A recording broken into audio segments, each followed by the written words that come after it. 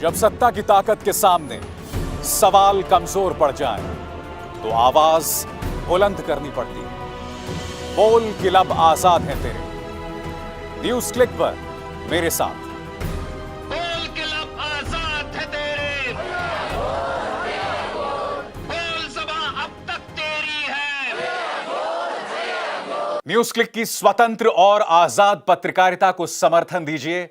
इस लिंक पर क्लिक कीजिए, ज्वाइन पर क्लिक कीजिए और उसके बाद हमारी मेंबरशिप को ग्रहण कीजिए। आपके सामने 3 विकल्प हैं। नमस्कार, आप देख रहे हैं बोल के लब आजाद है तेरे और एक बार फिर मैं आप सबका शुक्रिया अदा करना चाहता हूं कि न्यूज क्लिक की सदस्यता ग्रहण करके आप हमारे हाथ मजबूत कर रहे हैं ताकि इसी तरह से हम स्वतंत्र रूप से आपके सामने पत्रकारिता करते रहें, इस सरकार से सवाल करते रहें। और आज 2 मुद्दे हैं आपके सामने। मुद्दा नंबर 1, व्हाट्सएप ने मोदी सरकार को अदालत में घसीटा। हम आपको बतलाएंगे कि व्हाट्सएप क्यों सही है और मोदी सरकार गलत क्यों है। दूसरा मुद्दा, रामदेव पर देशद्रोह का मुकदमा दर्ज करने की मांग की इंडियन मेडिकल एसोसिएशन ने। हम आपको बताएंगे कि रामदेव किस तरह से हर लक्ष्मण रेखा को पार कर रहे हैं और शालीनता की हदों को पार करके हमारे डॉक्टर्स की बेइज्जती कर रहे हैं। मगर सबसे पहले हम बात करना चाहेंगे व्हाट्सएप वर्सेस मोदी सरकार की। मैं आपसे एक सवाल पूछना चाहता हूं, क्या आप उस सरकार पर विश्वास करेंगे, क्या आप उस पॉलिटिकल पार्टी पर विश्वास करेंगे जो आलोचना को देशद्रोह बता दे? क्या आप उस सरकार पर विश्वास करेंगे जो कांग्रेस के एक दस्तावेज को गलत ढंग से पेश करे और जब ट्विटर उसे मैनिपुलेटेड मीडिया बताए तो ट्विटर के दफ्तर पर रेड मार दे? क्या आप उस सरकार पर विश्वास करेंगे जो हाथरस में एक मासूम के साथ गैंगरेप और उसका मर्डर होता है और उस परिवार को ही टारगेट करने लगे? आज ये सवाल उठने बहुत जरूरी हैं। और सबसे बड़ी बात, आपको गौर करना पड़ेगा इस सरकार के दोहरे मापदंड पर। मैं आपको बतलाने वाला हूं दोस्तों कि प्रधानमंत्री नरेंद्र मोदी ने आज से करीब 9 साल पहले क्या कहा था, जब उस वक्त की कांग्रेस सरकार ने ट्विटर पर कुछ हैंडल्स को ब्लॉक किया था। आपके स्क्रीन पर देखिए क्या हो रहा है। ट्विटर पर कुछ पत्रकारों को ब्लॉक किया जा रहा है जिन्होंने कांग्रेस के खिलाफ कहा। यह तो बहुत ही शॉकिंग है। यह प्रधानमंत्री का 2012 का बयान है और आप क्या कर रहे हैं? आपकी सरकार ट्विटर पर रेड मार रही है, ट्विटर के दफ्तर पर रेड मार रही है। और ट्विटर ने क्या किया था? संबित पात्रा, जेपी नड्डा, ये लोग गलत जानकारी पेश कर रहे थे, बस उन्होंने वही किया था। डोनाल्ड ट्रंप ने भी गलत जानकारी पेश की थी तो उनका तो ट्विटर अकाउंट ही उड़ा दिया गया था। अमेरिका ने कोई एक्शन लिया था ट्विटर के खिलाफ? नहीं लिया था ना। तो फिर ये मोदी सरकार इतनी डरपोक क्यों है? क्यों ये आलोचना से इस कदर डरती है? और मैं आपको बतलाने वाला हूं ये पूरा व्हाट्सएप वाला मामला क्या है, क्योंकि आपको समझना पड़ेगा दोस्तों, इसका मामला कहीं ना कहीं हमारी निजता के अधिकार से है। यह मुद्दा क्या है? व्हाट्सएप दरअसल केंद्र सरकार को दिल्ली हाईकोर्ट लेकर गई, क्योंकि केंद्र सरकार के एक नियम के मुताबिक जो भी व्हाट्सएप में संदेश दिया जाता है, उस संदेश की शुरुआत किसने की, यह व्हाट्सएप को केंद्र सरकार को बताना पड़ेगा। व्हाट्सएप क्या कह रहा है कि व्हाट्सएप के अंतर्गत एक प्रावधान है जिसे हम एंड टू एंड एन्क्रिप्शन कहते हैं। उसके अंतर्गत आप किससे व्हाट्सएप पर बात कर रहे हैं, आपकी क्या उनसे जानकारी आदान प्रदान हो रही है, यह किसी तीसरे पक्ष को नहीं पता चल सकती। मगर केंद्र सरकार चाहती है कि हम उसे हासिल करें। वो बातचीत जो आपके और किसी और के बीच में हो रही है, केंद्र सरकार उसे सुनना चाहती है, उसकी जानकारी हासिल करना चाहती है। व्हाट्सएप इसलिए दिल्ली हाईकोर्ट गई। मैं आपको बताना चाहता हूं कि इस वक्त दोनों पक्ष कह क्या रहे हैं आपके स्क्रीन पर। व्हाट्सएप का बयान, चैट को ट्रेस करने के लिए बाध्य करने वाला यह कानून व्हाट्सएप पर आ रहे हर मैसेज का फिंगरप्रिंट रखने के बराबर है। अगर हम ऐसा करते हैं तो इससे एंड टू एंड एन्क्रिप्शन का कोई मतलब नहीं रह जाएगा और यह लोगों के निजता के अधिकार का भी हनन होगा। इसके बाद व्हाट्सएप ने दरअसल हाईकोर्ट में क्या कहा, आपके स्क्रीन पर। इन नए नियमों में से एक को भारतीय संविधान में दिए गए निजता के अधिकार का उल्लंघन करने वाला घोषित किया जाए, क्योंकि यह सोशल मीडिया कंपनियों के सामने शर्त रखता है कि संबंधित प्राधिकरण के कहे जाने पर फर्स्ट ओरिजिनेटर ऑफ इंफॉर्मेशन, यानी किसी सूचना को सबसे पहला साझा करने वाले का पता लगाया जाए। सरकार इस पर क्या कहती है दोस्तों? आपकी स्क्रीन पर यह हैं माननीय रविशंकर प्रसाद। वो क्या कह रहे हैं? एक बार फिर इन्होंने राष्ट्रवाद का सहारा लिया है। क्या कह रहे हैं रविशंकर प्रसाद आपकी स्क्रीन पर? भारत सरकार अपने सभी नागरिकों का निजता का अधिकार सुनिश्चित करने के लिए प्रतिबद्ध है, लेकिन साथ ही यह सरकार की जिम्मेदारी भी है कि वो कानून व्यवस्था बनाए रखें और राष्ट्रीय सुरक्षा सुनिश्चित करें। वो आगे यह भी कहते हैं कि सभी स्थापित न्यायिक सिद्धांतों के अनुसार निजता के अधिकार सहित कोई भी मौलिक अधिकार संपूर्ण नहीं है और यह उचित प्रतिबंधों के अधीन है। मैंने कार्यक्रम की शुरुआत में कहा कि क्या ऐसी सरकार पर विश्वास किया जा सकता है जो आलोचना को देशद्रोह मान दे? मैं आपको बतलाना चाहूंगा दोस्तों, जब हाथरस में गैंगरेप और मर्डर हुआ था, तब यह शख्स सिद्दीक कप्पन हाथरस का रुख कर रहा था और इस पत्रकार को आज तक उन धाराओं के अंतर्गत जेल में बंद कर दिया गया है जो आतंकवादियों पर इस्तेमाल की जाती हैं। वो आज तक जेल के अंदर है।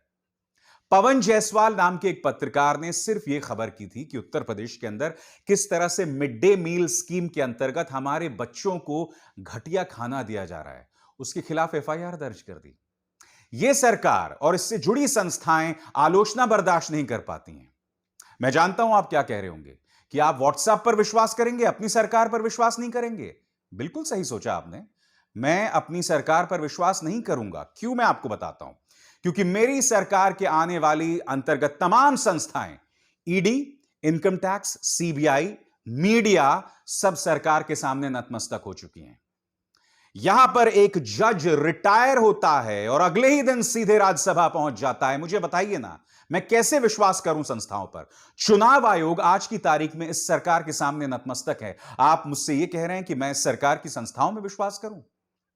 हकीकत यह है कि भारतीय जनता पार्टी का लोकतंत्र और उसके मूल्यों पर विश्वास उठता जा रहा है और हम इस बात को नजरअंदाज नहीं कर सकते। मैं आपको बताता हूं दोस्तों, राइट टू प्रिवेसी पर 24 अगस्त 2017 इस तारीख पर गौर कीजिए, सुप्रीम कोर्ट का एक फैसला आया था। सरकार ऐसा लगता है कि इस फैसले को भी नहीं मानती है। फैसला क्या था? आपकी स्क्रीन पर 24 अगस्त 2017 को निजता के अधिकार के सवाल पर सुप्रीम कोर्ट ने बड़ा फैसला सुनाया है। 9 जजों वाली सुप्रीम कोर्ट की संविधान पीठ ने सर्वसम्मति से निजता के अधिकार को मौलिक अधिकार बताया है।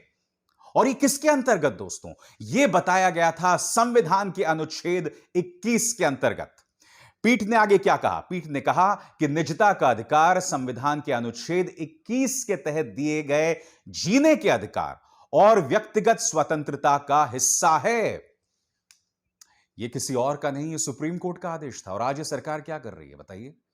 यह सरकार व्हाट्सएप से वो जानकारी हासिल करना चाहती है जो आपके और आपके किसी दोस्त, आपकी पत्नी, आपकी गर्लफ्रेंड, आपके पेरेंट्स, उनके बीच जानकारी है। और यह किस बिना पर हासिल करना चाहती है? राष्ट्रवाद, राष्ट्र सुरक्षा। मैं आपको बतला दूं दोस्तों कि इन्होंने राष्ट्रीय सुरक्षा के नाम पर क्या किया है। आपकी स्क्रीन पर यह कौन है? दिशा रवि। दिशा रवि ने सिर्फ एक टूल किट शेयर किया था और वो जो टूल किट था दोस्तों, उसमें कोई जानकारी नहीं थी। उसके बिना पर उन्होंने इसे अरेस्ट कर दिया। उस टूल किट में सिर्फ इतना था कि किसान के आंदोलन में हम लोग क्या क्या करें, क्या क्या कदम उठाएं। उनकी बातचीत हो रही थी क्लाइमेट पर जो स्पेशलिस्ट हैं, ये महिला, ये लड़की ग्रेटा थनबर्ग से। इस बिना पर दिशा रवि को गिरफ्तार कर लिया गया। इस सरकार को बिल्कुल भी विश्वास नहीं है निजता के अधिकार, आपके अपने अधिकारों पर। तो फिर आपको क्या लगता है, व्हाट्सएप सही है या यह सरकार सही है? और एक और बात आपकी स्क्रीन पर, क्या आप जानते हैं दिसंबर 2018 को मोदी सरकार एक ऐसा कानून लेकर आई थी जिसमें 10 एजेंसीज को यह अधिकार था कि वो आपके कंप्यूटर की जानकारी पर नजर रख सकें, उसे खंगाल सकें। मैं जानता हूं कि यह कानून जो था वो कांग्रेस के वक्त बनाया गया था, मगर कांग्रेस ने उसे लागू नहीं किया। इस सरकार ने इसे लागू किया, यह करने की कोशिश की। यह सरकार लगातार सुप्रीम कोर्ट के उस आदेश का उल्लंघन कर रही है। यह लगातार निजता के अधिकार को कुचलना चाहती है। आज मैं आपसे एक सीधा सवाल पूछना चाहता हूं, ऐसे में गलत कौन है बताइए ना? प्रधानमंत्री ने 2012 को कहा था, क्या कहा था? 2012 को उन्होंने कहा था कि देखिए ट्विटर पर जो है कांग्रेस की आलोचना करने पर कुछ पत्रकारों को ब्लॉक किया जा रहा है। अरे यहां तो आलोचना करने वाले पत्रकारों को आप जेल में डाल देते हैं, उनके खिलाफ आप गैर जमानती वारंट की धाराएं लगा देते हैं। ढेरों ऐसी मिसाल हैं। एफआईआर दर्ज कर देते हैं उन पत्रकारों पर जो लोग सिर्फ इस देश की जनता के मुद्दों को उठा रहे होते हैं। आपको किसने अधिकार दिया कि आज की तारीख में आप मेरे निजता के अधिकार के बारे में बात करें? आप उसका मॉरल राइट, उसका नैतिक अधिकार आप खो चुके हैं। और आज बोल के लब आजाद है तेरे में जो दूसरा अहम मुद्दा है वो बहुत मायने रखता है दोस्तों। वो है रामदेव का अहंकार। रामदेव अपने इस अहंकार के अंतर्गत तमाम हदों को पार कर रहे हैं। और अब इस बयान को देखिए, सुनिए। इस बयान में यह शख्स कह रहा है किसी के बाप की हिम्मत नहीं है कि मुझे गिरफ्तार कर सके। सुनिए इस बात आदमी को। अब उनके खैर अरेस्ट तो किसी वो जो है उनका बाप भी कोई नहीं कर सकता स्वामी रामदेव को लेकिन एक शोर मचा रहे हैं कि quick arrest Swami Ramdev, quick arrest Swami Ramdev. कभी कुछ चलाते हैं, कभी कुछ चलाते हैं, कभी ठग रामदेव, कभी महाठग रामदेव, कभी जो है कभी गिरफ्तार रामदेव। अब चलाते रहते, चलाने दो। तुम अपने लोगों को भी थोड़ा सा बीच बीच में अभी प्रैक्टिस हो गई है ट्रेंड चलाने की। दरअसल इंडियन मेडिकल एसोसिएशन ने उनके खिलाफ देशद्रोह के मुकदमा दर्ज करने की बात की है। क्यों? क्योंकि रामदेव वैक्सीन को लेकर गलत जानकारी कर रहे हैं, देश की जनता को भ्रमित कर रहे हैं। मृत डॉक्टर्स, कितने लोग मारे गए, उसको लेकर गलत जानकारी पेश कर रहे हैं कि अब तक 10,000 डॉक्टर्स मारे गए हैं जिन्होंने वैक्सीन ली है। आईएमए ने उन पर 1,000 करोड़ का मुकदमा भी दर्ज किया है। और क्यों, मैं आपको बताता हूं। क्योंकि रामदेव अपने समर्थकों के बीच बैठकर मेरे डॉक्टर्स का मजाक उड़ा रहे थे। किस तरह से, आप खुद देखिए दोस्तों। ये शर्मनाक बयान जिसमें वो डॉक्टर्स को का पहले मजाक उड़ाते हैं, टर टर टर बोलते हैं, फिर कहते हैं 1,000 डॉक्टर्स मारे गए वैक्सीन लेने के बावजूद, जो गलत जानकारी है। लोगों को भ्रमित कर रहा है ये आदमी। सुनिए क्या कहा था उन्होंने। तीसरा बोला मुझे डॉक्टर बनना है, टर टर टर टर टर टर टर टर करते रहते, टर बनना है, टर डॉक्टर 1,000 डॉक्टर तो अभी कोरोना की डबल वैक्सीन लगाने के बाद मर गए। कल क्या समाचार है? कितने? 1,000 डॉक्टर डबल वैक्सीन लगाने के बाद भी मर गए। अपने आप को ही नहीं बचा पाई, वो कैसी डॉक्टरी? तो मैंने कहा डॉक्टर बनना है तो स्वामी रामदेव जैसा बन, जिसके पास में कोई डिग्री नहीं और सबका डॉक्टर है। Without any degree, with divinity, with dignity, I am a doctor. और ये रामदेव खुद इतने डरपोक हैं कि जब मैंने उनसे सवाल किया न्यूज क्लिक पर, आपको याद होगा 2 दिन पहले मैंने रामदेव पर एक कार्यक्रम किया था, मैंने उनसे सवाल किया पूरी शालीनता से। आज भी जब मैं उनसे बात कर रहा हूं तो रामदेव जी आप कह के बात कर रहा हूं। हालांकि आपने जो मेरे डॉक्टर्स की बेइज्जती की है, आप जो जनता को दिग्भ्रमित कर रहे हैं, आप वो अधिकार खो चुके हैं, मगर फिर भी मैं आपको जी के तौर पर बुलाऊंगा। आप देखिए दोस्तों, मैंने उनसे सवाल किया और यहां देखिए इन्होंने मुझे ब्लॉक कर दिया। यह है इस आदमी की सहिष्णुता, यह है इस आदमी की कमजोरी। आज मैं पूछना चाहता हूं रामदेव जी, यह कायरपना नहीं है तो क्या है? मैं आपको बतलाना चाहता हूं कि एम्स ने क्या बयान दिया है जो इस वक्त आपके स्क्रीन पर है। हम आधुनिक चिकित्सा पेशेवरों के प्रतिनिधि कहना चाहते हैं कि हम अस्पतालों में आने वाले लाखों लोगों के उपचार में आईसीएमआर या राष्ट्रीय कार्यबल के माध्यम से स्वास्थ्य मंत्रालय द्वारा जारी दिशा निर्देशों तथा प्रोटोकॉलों का पालन करते हैं। अगर कोई दावा कर रहा है कि एलोपैथिक दवाओं से लोगों की जान गई है, तो यह मंत्रालय को चुनौती देने का प्रयास है, जिसने हमें उपचार के लिए प्रोटोकॉल जारी किया है। यानी कि सीधा हमला रामदेव किसी और पर नहीं, स्वास्थ्य मंत्रालय पर कर रहे हैं।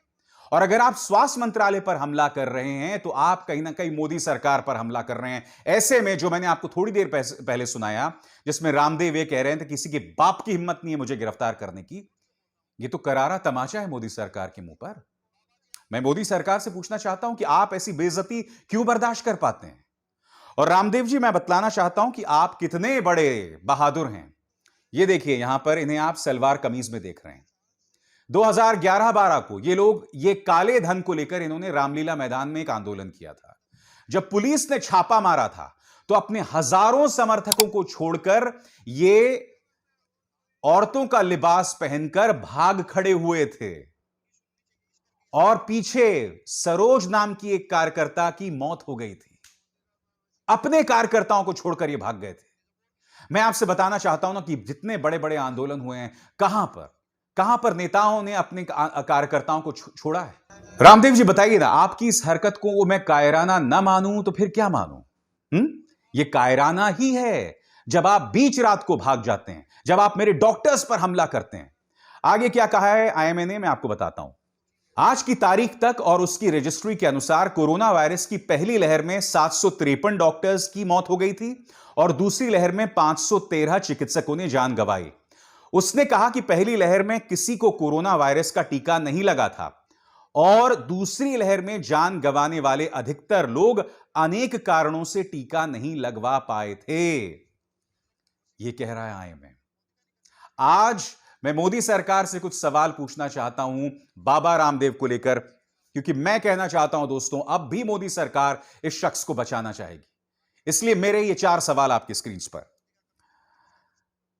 रामदेव की जगह किसी और ने अगर यह बयान दिया होता जिसमें वो ये कह रहे थे कि किसी के बाप की हिम्मत नहीं है, या किसी ने यह कहा होता कि 1000 10,000 डॉक्टर्स की मौत हो गई टीका लगवाने के बावजूद, किसी ने एलोपैथिक मेडिसिन का मजाक उड़ाया होता, वो भी कोरोना के बीचों बीच, अब तक इस सरकार ने उन पर देशद्रोह का मुकदमा कर दिया होता। तो मैं आपसे पूछना चाहता हूं, अगर किसी और ने यह बयान दिया होता तब आप क्या करते? रामदेव पर आखिर अंकुश क्यों नहीं? दूसरा सवाल, रामदेव आखिर क्यों डॉक्टर्स की तौहीन कर रहे हैं? तीसरा सवाल, कोरोना काल में जनता को क्यों भ्रमित कर रहे हैं? चौथा सवाल, कोरोना काल में डॉक्टर्स का ओहदा किसी सैनिक से कम नहीं, फिर अपमान क्यों? क्योंकि यह सरकार तो राष्ट्रवाद पर खेलती है। हमारे जवान शहीद हो जाते हैं पुलवामा में, वो उनकी शहादत पर भी वोट मांगते हैं। याद है आपको प्रधानमंत्री मोदी ने क्या कहा था कि क्या आपका वोट पुलवामा में मारे गए शहीद पर मिल सकता है क्या? अगर आईएमए के इस आंकड़े को माने तो इस चरण में 513 डॉक्टर्स की मौत हुई है और पहले फेज में 753 डॉक्टर्स की मौत हुई है, यानी कि करीब 1300 डॉक्टर्स मर चुके हैं। 1300 शहीद। रामदेव इन शहीदों का अपमान कर रहे हैं। क्या मोदी सरकार आंखें मूंदे बैठी रहेगी? बताइए बताइए, है इस सवाल का जवाब? आप रामदेव के भक्त हो सकते हैं दोस्तों, मगर यही डॉक्टर्स आपको बचाएंगे। क्योंकि अगर रामदेव की बात सच्ची होती तो इनके अपने एक मुलाजिम सुनील बंसल की कोरोना से मौत ना हुई होती। आप जानते हैं इनका एक एम्प्लॉय है, इनके एक एम्प्लॉय थे, उनकी कोरोना से मौत हो गई। तो मैं पूछना चाहता हूं, इन्हें कोरोनिल क्यों नहीं दी रामदेव ने? कोरोनिल से क्यों नहीं बचाया गया सुनील बंसल को? और यही नहीं, 2019 में ये क्या नाम है उसका, वो बालकृष्ण, इसने all India institute of medical sciences में अपना इलाज करवाया था। क्यों? वहां पर क्या पतंजलि की दवाएं दी गई थी? नहीं दी गई थी ना। तो फिर क्यों गए थे तुम एम्स? फिर उस वक्त क्यों विश्वास है? और खुद रामदेव कई बार अस्पताल जा चुके हैं। अपनी दवाइयां बेचने के लिए, पतंजलि के प्रोडक्ट्स को बेचने के लिए तुम बार बार मेरे डॉक्टर्स का अपमान कर रहे हो, और अपमान तो कर ही रहे हो। तुम देश की जनता को एक गलत संदेश दे रहे हो। क्या मुझे आपको बतलाने की जरूरत है कितने लोग मारे गए हैं? कितने लोग मारे गए कोरोना से? न्यूयॉर्क टाइम्स की एक खबर के मुताबिक, जो अब आपके स्क्रीन पर मैं आपको बताने वाला हूं, इस पर राहुल गांधी ने ट्वीट भी किया है दोस्तों, कि एक कंजर्वेटिव न्यूयॉर्क टाइम्स की इस खबर के मुताबिक, एक कंजर्वेटिव एस्टिमेट के मुताबिक, यानी कि कम से कम 6 लाख लोग मारे गए होंगे, और सरकार का आंकड़ा 2.5 लाख का है, और ज्यादा से ज्यादा करीब 42 लाख लोग मारे गए होंगे। और मेरा मानना है दोस्तों कि असल आंकड़ा इसी के बीच कहीं होगा। यह भी हो सकता है कि 42 लाख लोग मारे गए हों न्यूयॉर्क टाइम्स की इस खबर के मुताबिक, मगर यह भी सच है कि इन आंकड़ों को दबाया जा रहा है। मैं आप पर छोड़ता हूं दोस्तों कि डॉक्टर्स सही हैं या रामदेव सही हैं, यह मैं आप पर छोड़ता हूं। बोल के लब आजाद है तेरे में, बस इतना ही। आप विसार शर्मा को दीजिए इजाजत। नमस्कार।